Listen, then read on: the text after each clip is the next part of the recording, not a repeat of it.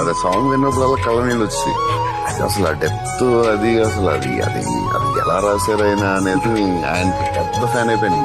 ఇంటికి కంటిని నేనై కంటను మంటను నేనై, ఇంటికి కంటిని నేనై కంటను మంటను నేనై, మల్లెల దారిలో మంచు ఎడారిలో, మల్లెల దారిలో మంచు ఎడారిలో పన్నీటి జయ గీతాల కన్నీటి జలపాతాల, రవినై శశినై దివమై నిశినై నాతో నేను సహగమిస్తూ నాతో నేనే రమిస్తూ,